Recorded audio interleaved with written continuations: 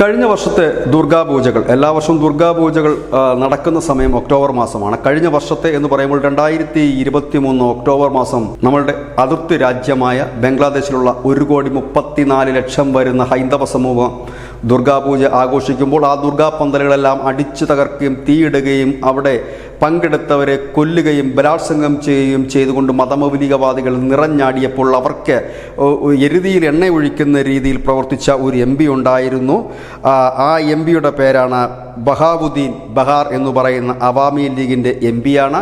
ആ MP പറഞ്ഞത് ഈ ദുർഗാപൂജകൾ എന്ന് പറയുന്നത് വളരെ നാശത്തിന് വേണ്ടി ഉള്ള ഒരു പൂജകളാണ്. ദുർഗാദേവി ആചരിക്കുന്നതിന് മദ്യപാനത്തെ പ്രോത്സാഹിപ്പിക്കുന്നതാണ്. അങ്ങനെ വളരെ മോശമായ പരാമർശങ്ങൾ നടത്തിയ വ്യക്തിയാണ് ഈ പറയുന്ന ബഹാവുദ്ദീൻ ബഹാർ എന്ന് പറയുന്ന അവാമി ലീഗിൻ്റെ ബംഗ്ലാദേശിൻ്റെ MP. ഇപ്പോഴിതാ ആ MP നിലവിളിച്ചുകൊണ്ട് ഇന്ത്യൻ അതിർത്തി കടന്നെത്തിയിരിക്കുന്നു. കഴിഞ്ഞ ദിവസം അദ്ദേഹത്തിൻ്റെ വീടൊക്കെ കലാപകാരികൾ അഗ്നിക്കിരയാക്കിയിരുന്നു. അദ്ദേഹത്തിൻ്റെ മകളുമായി ഇന്ത്യയുടെ അതിർത്തി കടന്ന് ഇന്ന് കൊൽക്കത്തയിൽ ഒരു വീട്ടിൽ ദിവസം 10,000 രൂപ വാടകയ്ക്ക് ഭയചകിതനായി കഴിയുകയാണ്.